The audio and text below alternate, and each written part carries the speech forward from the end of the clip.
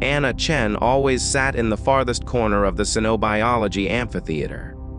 Not because the view was better, but because fewer people looked at her there. Her worn leather jacket creaked softly against the polymer seat as she shifted her weight. Purple biolights from the station ceiling washed over her face, making her look almost unreal, like a warning sign instead of a student. Below, Professor Zachthal dominated the stage. A Kethvar. 4 eyes, steel, thick forearms, clicking mandibles, even wrapped in ceremonial robes. His body language still whispered the truth. Predator. The human species demonstrates unusually high adaptive survivability, Zachthal announced. Anna's jaw tightened. Unusually, as if staying alive was an academic anomaly instead of a daily reality. She had lived on this station for 3 years. 3 years of polite smiles, cautious distance, and hushed conversations that always ended when she walked by. The galaxy called it cultural adjustment. Anna called it fear. The civilized species had buried their past beneath philosophy and diplomacy. The Kethvar had conquered 17 worlds before discovering ethics. The Arcanians had practiced ritual cannibalism before inventing faster than light travel. The Valari had perfected slavery before developing empathy. And humans never pretended they weren't monsters. Zachthal's 4 eyes swept across the amphitheater and paused on Anna. She felt the familiar flicker. Recognition. Assessment. Threat evaluation. He wasn't seeing a student. He was seeing another predator. Humans maintain controlled aggression. Zachthal continued. They can discuss poetry and transition into warfare without psychological fracture. Controlled aggression. A polite phrase for something far simpler. We forgive, then we finish. Anna's lips twitched.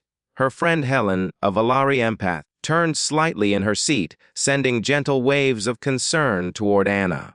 Helen was one of the few who didn't look at her like a relic from a violent past. But most of the galaxy did.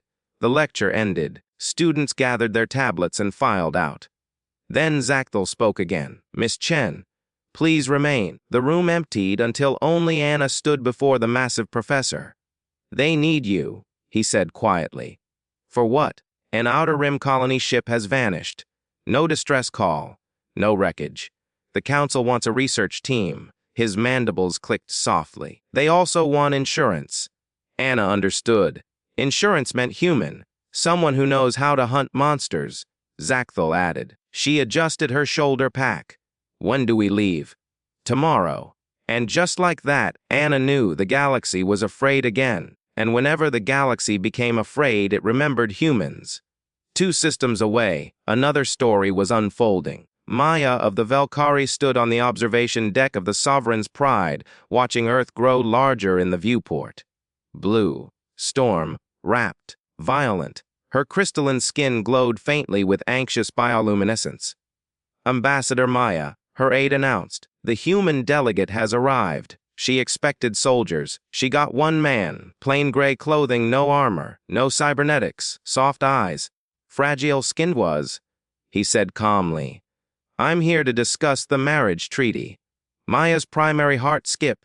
After 3 cycles of brutal war, her empire had chosen an unthinkable solution, a political marriage to end hostilities with humanity. They believed humans were lucky survivors. They were wrong. The wedding was brief. The legal binding absolute. Their honeymoon was on Earth, a death world, gravity that crushed bones, weather that tore cities apart, microorganisms that could wipe out entire species. Adam took her to his home in the mountains of Colorado, a simple stone-built structure carved into the rock. This is my place, he said. It's not fancy, but it's strong. Days passed. Maya expected her husband to be an elite soldier. Instead, she learned he was a bridge engineer. You build bridges, she asked, confused. Adam smiled faintly. Every human is a soldier when needed, but we'd rather build than destroy. He showed her his workshop, holographic blueprints filled with stress models and collapse simulations. Every design assumed disaster. Every calculation expected failure. You plan for catastrophe? Maya said quietly. We expect it. Adam corrected. Earth taught us that survival means preparing for the worst before it arrives.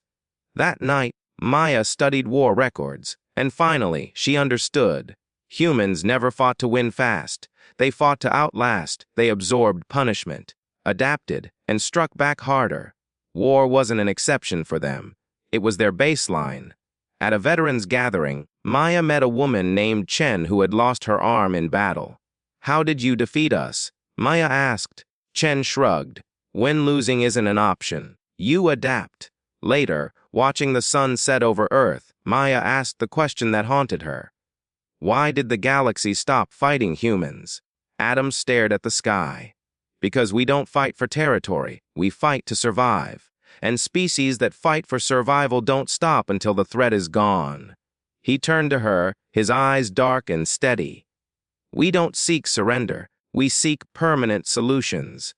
A chill ran through Maya's crystalline veins.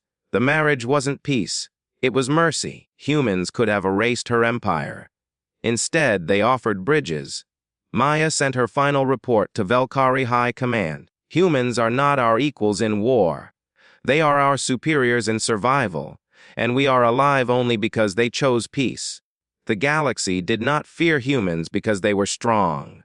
It feared them because they refused to stay defeated, and because when humans became monsters, they never forgot how to be merciful.